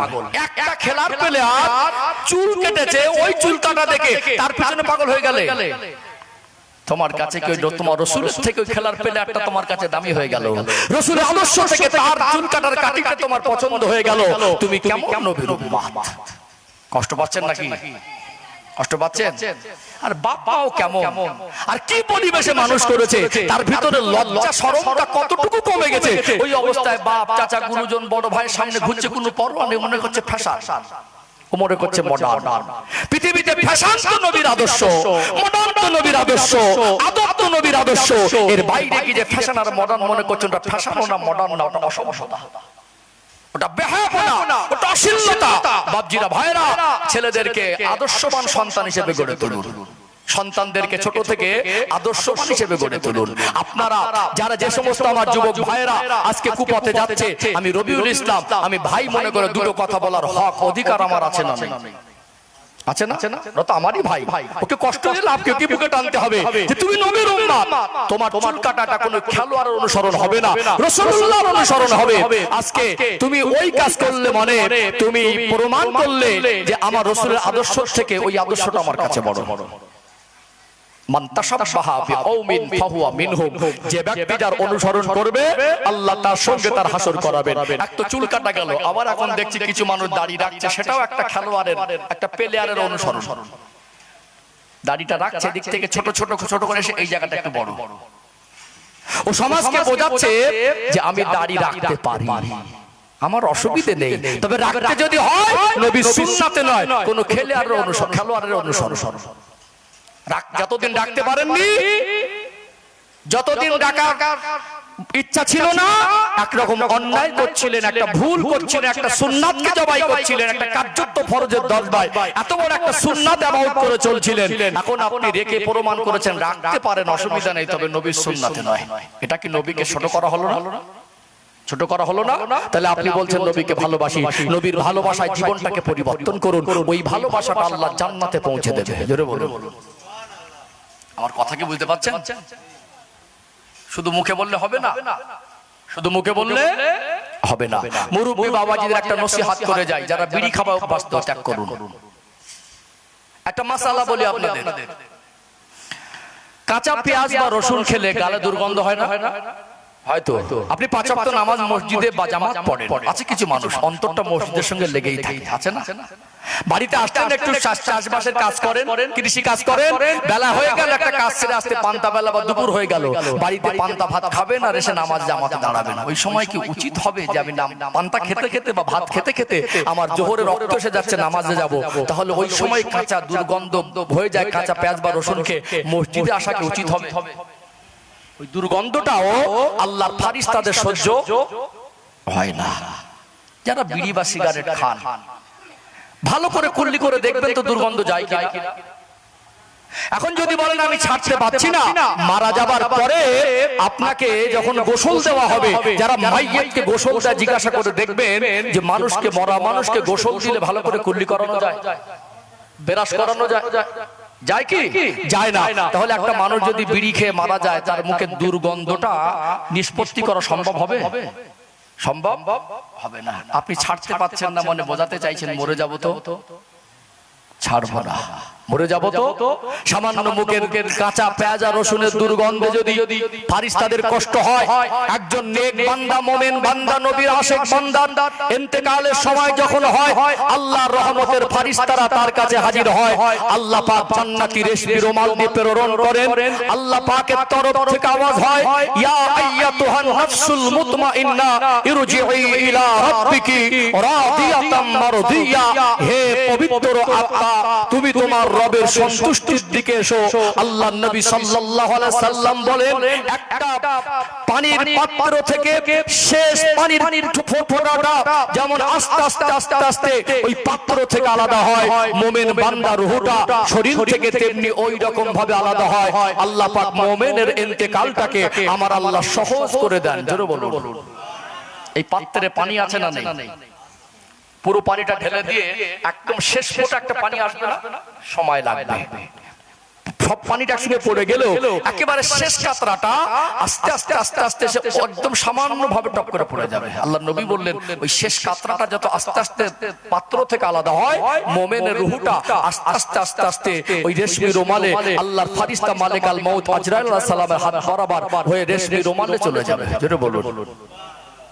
আল্লাহর আসমানের ফারিস্তারা ওই রেশমি রুমালে করে নিয়ে যাওয়া রুহু থেকে যখন খুশবু বের হবে আল্লাহর আসমানের ফেরেশতারা জিজ্ঞাসা করবে এত খুশবু কোথা থেকে আসে, এত খুশবু কোন দিক থেকে আসে, এটা কিসের খুশবু? এমন সময় আওয়াজ হবে এটা হলো একজন নবীর আশিকের রূহুর খুশবু। একজন নবীর আশিক ইন্তেকাল করেছেন, একজন মুমিন বান্দার ইন্তেকাল হয়েছে। নবী আমার সোনা জবানে বলেন একটা ছোট বাচ্চা দুধ পান করতে করতে মায়ের স্তনটা মুখে নিয়ে একটা সময় যখন ঘুমিয়ে যায় ওই বাচ্চাটা মার স্তনটা মুখে নিয়ে আস্তে আস্তে চোখটা বন্ধ করে নেয়। বাচ্চা ঘুমিয়ে গেলে মার স্তনটা যখন মুখ থেকে টেনে নেয় ওই বাচ্চাটা তখন বুঝতে পারে না মুমিন বান্দা রূহটা আল্লাহ ফেরেশতা মালিকুল মউত আজরাইল আলাইহিস সালাম এত আরামের সহিত এত ইহসানের সহিত কবজ করেন একজন মুমিন বান্দা আস্তে আস্তে তার রূহটা মালিকুল মউত আজরাইল আলাইহিস সালামের কাছে চলে যায়। ওই রূহটাকে নিয়ে জান্নাতি রেশমি রুমাল দিয়ে সম্মান তাজিম করে আল্লাহ যাদেরকে ভালোবেসে আল্লাহর রজামন্দি যারা হাসিল করেছেন আল্লাহ যাদেরকে নাজাত দিয়ে জান্নাত দেবেন আলা ইল্লিনে সম্মানিত জায়গায় আমার আল্লাহ স্থান দিয়ে দেন। জোরে বলুন সুবহানাল্লাহ। তাহলে আপনি যে বিড়ির দুর্গন্ধ রেখেছেন আপনার ইন্তেকালের সময় রহমতের ফারিস্তারা আসার কোনো কাজটা আপনি রাখছেন না রাস্তাটা বন্ধ করছেন? ছেড়ে দেন, আস্তে আস্তে সময় নেন। দিনে 5-7টা লাগে কমিয়ে 2টো করেন, দিনে 5-7টা লাগে 2টো কমান, পরের সপ্তাহে আর 2টো কমান, পরের সপ্তাহে আর 2টো কমান, আস্তে আস্তে কমেই আসবে না? আসবে না? বিড়ি খাবার নেশা হলো, মতি আর খৈনি খাবার নেশা হলো, গাঁজা খাবার নেশা হলো, ওই দরুদ শরীফ পড়ার নেশা তো হলো না, জিকির করার নেশা তো হলো না, নামাজ পড়ার নেশা তো হলো না, পর্দা করার নেশা তো হলো না। নবীর ভালোবাসা অর্থ হলো নবীকে যেমন ভালোবাসতে হবে নবীর সুন্নাতটাকেও জায়গা দিতে হবে। মান আহাব্বা সুন্নতি ফাকাদ আহাব্বানি, নবী বলছেন আমার সুন্নাতকে ভালোবাসলেই তবেই ওটা আমার ভালোবাসা হবে। আলোচনায় কষ্ট পাচ্ছেন নাকি? তাহলে এখানে বসেছেন শুধু সুবহানাল্লাহ বলে আর একটু তাবারক বিরিয়ানি খিচুড়ি হবে ওইটুকু নিয়ে বাড়ি গেলে হবে নাকি? কিছু জীবন পরিবর্তনের নিয়ত রাখতে হবে, পরিবর্তনের নিয়ত রাখতে হবে। আলোচনা শেষের দিকে কিছুটা আনবো। আলহামদুলিল্লাহ নবীর জীবনে আলোচনা করতে গেলে এইভাবেই সময় পার হয়। একটু তাকবীর দেব, দরুদ শরীফ পড়ে নেব, কারণ দরুদ শরীফ না পড়লে মজলিসের হক আদায় হয় না, দরুদ শরীফ না পড়লে রহমত বর্ষণও হয় না। আমি আবার কিছুটা তাৎপর্যপূর্ণ গবেষণামূলক কিছু কথা আপনাদের খেদমতে উপস্থাপন করে শেষের দিকে আসবো ইনশাআল্লাহ। ইচ্ছা আছে 11টার মধ্যে শেষ করা, 10:30টা বাজতেই যায়। হ্যাঁ, অসুবিধা হচ্ছে নাকি? একটু তাকবীর দেন তো, নারে তাকবীর, মাশাআল্লাহ। আর একটু প্রাণ ভরে আওয়াজ দেন, নারে তাকবীর। সিলসিলায়ে হক মুজাদ্দিদে জামান বিশ্ব নবী দিবস, নারে তাকবীর, নারে তাকবীর। একবার মহব্বতে দরুদ শরীফ আল্লাহুম্মা সাল্লি আলা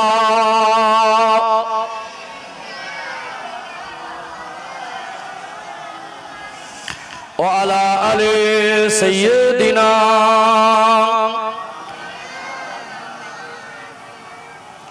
हब्बे अहमद अजलही सीने में है, मैं हूँ मेरा दिल मदीने में है। फूल तो फूल काटूं क्या हुस्न है, लुत्फ जन्नत से बढ़कर मदीने में है। अल्लाहुम्मा सल्ली अला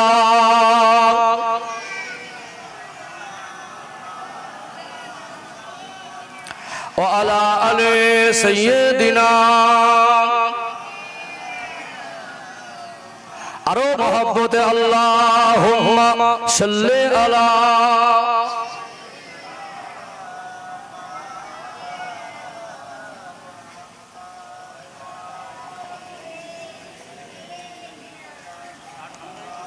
ठक चला करना। इन हवाओं से कह दो न आए इधर, मुझको खुशबू की कोई जरूरत नहीं, जिनकी खुशबू से महका सारा जहां, वो खुशबू नबी के पसीने में है। अल्लाहुम्मा सल्ली अला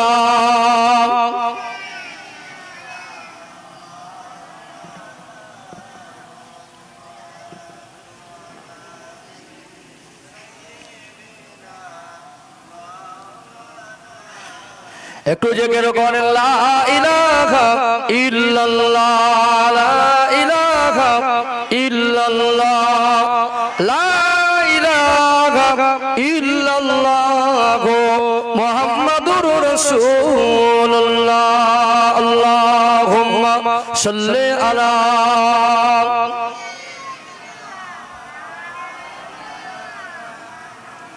ও আলা আলি সাইয়্যিদিনা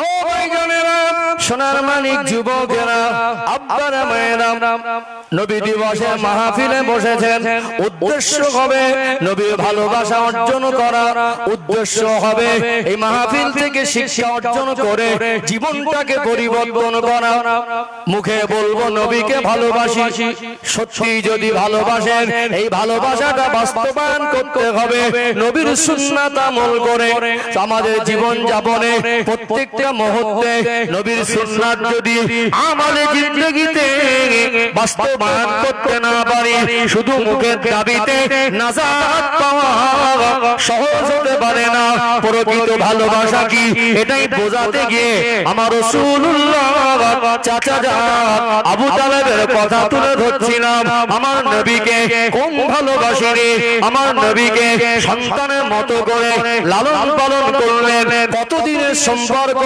শুনলে অবাক হয়ে যাবে আল্লাহ নবীকে আমার আল্লাহ 40 বছর বয়সে নবুয়ত দিলেন 40 বছর বয়সে নবুয়ত পাওয়ার পরে প্রথম 3 বছর গোপনে গোপনে কলেমার বাণী প্রচার শুরু করেছিলেন 3 বছরে অত্যন্ত গোপনে কিছু কিছু মানুষকে বাছাই করে আল্লাহ নবীর কলেমার বাণী প্রচার করলেন আমার রাসূলুল্লাহর নূরের হাতে হাত দিয়ে ঈমানের কলেমা পড়ে অল্প সংখ্যক কিছু মানুষ মুসলমান হয়ে গেলেন জোরে বলুন সুবহানাল্লাহ আমার রাসূলুল্লাহর বয়স হয়ে গেল 43 আল্লাহ পাক পুনরায় ওহী নাযিল করলেন ওয়ানজির আশিরাতাকাল আকরাবিন আমার হাবিব আমার নবী আর লুকিয়ে নয় এবারে প্রকাশ্যে আপনি কলেমা বাণী প্রচার করেন আপনার যারা নিকটস্থ আত্মীয় আপনি তাদেরকে আখিরাত সম্পর্কে ভয় দেখান আযাবে জাহান্নামের ভয় দেখান আল্লাহ নবী যেদিন প্রকাশ্যে কলেমার বাণী প্রচার শুরু করেছিলেন আমার রাসূলুল্লাহর দুশমন তৈরি হয়ে গেল আমার রাসূলুল্লাহকে মক্কার বড় বড় গোত্রের লিডার নেতারা আবু জেহেল আবু লাহাব উতবা শাইবা রাবিয়া উমাইয়া ইবনে খালদ এরা বড় বড় মাতা সমাজের নেতা আমার রাসূলুল্লাহ চরম দুশমন হয়ে গেল কোন রকম ভাবে আমার রাসূলুল্লাহকে বাধা দিয়ে কলেমার বাণী প্রচার বন্ধ করা গেল না এক সময় তারা চিন্তা করতে লাগলো তার চাচা হলো তার গার্জেন ছোটবেলায় মাকে হারালেন মায়ের গর্ভে আব্বাকে হারালেন চাচা আবু তালেব সে তো আমাদের দলে সে তো কলেমা পড়িনি তবে সরাসরি আক্রমণ না করে গার্জেনকে যদি একটু বলা যায় অনেক সময় গার্জেন থাকলে কি হয় তুই আমাকে বলতে পারতিস বলে না আমার ছেলেটা অন্যায় করছিল তুই আমাকে একবার জানাতে পারতিস বলে না তো মাতা লোক গিয়ে বললো দেখ আবু তালেবকে গিয়ে বলি এসে বললো দেখো আবু তালেব সবই তো বুঝতে পারছো এই যা হচ্ছে একদিন আমাদের নেতৃত্ব বলে কিছু থাকবে না সব মুসলমান হয়ে যাবে এখন তোমার ভাইপোকে বলো দাবি দাবা কি আজকে সংক্ষেপে বোঝানোর জন্য বলছি তো কি চায় বলো নেতা হতে চায় তো নেতা বানাবো ধনী হতে চায় টাকা দেবো সুন্দর রমণী চায় রমণী দেবো কিন্তু শর্ত কলেমার বাণী প্রচার করা যাবে না সন্ধ্যাবেলা নবী ঘরে ফিরলেন নবীজি চাচার সঙ্গে সম্পর্ক জানেন 12 থেকে 43 12 বছর বাদ 8 বছর বাদ দেন 43 থেকে কত হয় কত 35 বছর কত বছর 8 বছর বয়সে চাচাদের কাছে গেলেন নবীজির বয়স তখন কত 43 তাহলে 8 মাইনাস করে দিলে 35 বছরের সম্পর্ক 35 বছর চাচা জানের কাছে সন্তানের মতো রয়ে গেলেন তাহলে এই সময় চাচার একটা দায়িত্ব আছে না সন্ধ্যাবেলা ডেকে বললেন যে আপনি এই কলেমার বাণীটা বন্ধ করে দেন আর কি চান বলুন আল্লাহ নবী বুঝতে পারেন চাচা জান আমি বুঝতে পেরেছি আপনি কি বলতে চাইছেন মক্কার কাফেররা আপনার কাছে নালিশ করেছে চাচা জান আমি আব্বাকে কোনোদিন আব্বা বলে বলতে পারিনি মার আদরটা আমি সেইভাবে পেয়ে উঠিনি, দাদু চলে গেলেন। আপনি আমার আব্বার মতো, আপনি আমার গার্জেন, আব্বাকে যেমন সম্মান করে আমি আপনাকে আব্বার মতো করে সম্মান করি, আর আপনি আমাকে সন্তানকে যেমন ভালোবাসেন তার থেকে বেশি ভালোবাসা আপনি আমাকে দিয়েছেন। তবে আজ থেকে আপনি আমার পাশ থেকে সরে গেলেও আমি আল্লাহর দেওয়া দায়িত্ব থেকে বিরত থাকবো না। জোরে বলুন। চোখ থেকে টকটক করে পানি ঝরছে। সেদিন আবু তালেব বলেছিল, আমার গায়ে যদি এক ফোঁটা রক্ত অবশিষ্ট থাকে, এই চোখের পানিটা আমি তোমার সহ্য করতে পারিনি। তুমি আজ থেকে প্রচার করো, আমার গায়ে এক ফোঁটা রক্ত থাকতে তোমার উপরে আঘাত আসতে দেব না। জোরে বলুন। বিপদের সময়, মুসিবতের সময় এই কথাটা বলাটা অত সহজ না। কি মনে হয়? টাকা আছে, পয়সা আছে, মাল আছে, স্বার্থ আছে, প্রচুর বন্ধু বান্ধব হবে, বুঝতে পারছেন না যে আপনার স্বার্থ ফুরিয়ে যাবে, আস্তে আস্তে তলা ফাঁকা হয়ে যাবে। আপনি একটু টাকা পয়সা মানুষের পিছনে খরচা করেন, ধার ধুর দেন, দেখবেন আপনার পাশে লোকের অভাব হবে না। একটু হাত মুঠো করে নেবেন, সব সাইড। তাহলে ভালোবাসার কোন কমি ছিল? ভালোবাসার কমি ছিল না। ও ভাইজানেরা, সোনার মানিক যুবকেরা, আব্বারা মায়েরা, আমার রাসূলুল্লাহ 43 বছর বয়স থেকে প্রকাশ্যে কলেমার বাণী প্রচার শুরু করলেন। আল্লাহ নবী টানা 4 বছর ঘাত প্রতিঘাত সহ্য করলেন। সাহাবাদের উপরে জুলুম অত্যাচার হয়, নবী সহ্য না করতে পেরে, আল্লাহ নবী তাদের জুলুম অত্যাচার সহ্য না করতে পেরে গোপনে গোপনে 12 জন পুরুষ আর 4 জন মহিলাকে ডাকলেন, ও বাবা সাহাবীরা, তোমরা এখানে থাকলে কাফেররা তোমাদের শহীদ করে দেবে। আমরা সংখ্যা অনেক কম, ওদের সঙ্গে মোকাবেলা করার কোনো আদেশ আসেনি, আমরা করার মতো এখনো শক্তি অর্জন করতে পারিনি। তোমাদেরকে এত ভোটটা আমি রাসূলুল্লাহর কষ্ট হয়, তোমরা মক্কা জমিনে থেকো না। আল্লাহ নবীর হুকুম পেয়ে তারা আবিসিনিয়ায় হিজরত করে চলে গেলেন। আল্লাহ নবী তথাপিও দিন প্রচার বন্ধ করলেন না। একটা সময় দারুন নাদওয়াতে কাফেররা মিটিং ডেকে বলল, আজ থেকে যারা মুসলমান এদের সঙ্গে কেনা বেচা বন্ধ, এদের সঙ্গে কথাবার্তা বন্ধ, এদের সঙ্গে লেনদেন বন্ধ, সমস্ত রকম সম্পর্ক ছিন্ন করে দিলাম। একটা কাগজে লিখে অঙ্গীকারনামা করে সমাজ থেকে মুসলমানদের বয়কট আলাদা করে দিয়ে আল্লাহর কাবা ঘরে ওই কাগজটাকে ঝুলিয়ে দিয়েছিল। টানা 3 বছর আমার রাসূলুল্লাহ আসহাবাদের নিয়ে শিয়াবে আবু তালেব নামক পাহাড়ের একটা উপত্যকায় গুহার মধ্যে আশ্রয় নিয়েছিলেন। এই 3 বছর এত কঠিন সময় পার হয়েছিল। খাদ্য কিছু কাফেররা বিক্রি করে না, মুসলমানদের কাছে কিছু কেনে না, এদের সঙ্গে কথাবার্তা না বলে না, এদের সঙ্গে কোনো সম্পর্ক নাই। সাহাবারা বলেন, এত অভাব গেল, এত কষ্টের দিন গেল, আমরা খাদ্য না পেয়ে পাহাড়ি গাছের পাতাগুলো খেয়েছি, খাদ্য না পেয়ে আমরা পশুর শুকনো চামড়া ডাব পানি দিয়ে সেদ্ধ করে খেয়ে ক্ষুধা জ্বালা নিবারণ করেছি।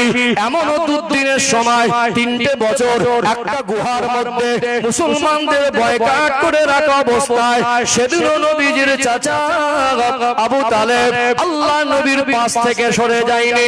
সেই চাচা জানের বয়স তখন বেড়ে গেল, আমার রাসূলুল্লাহর বয়স তখন হলো 51 বছরের মতো, 50 প্লাস।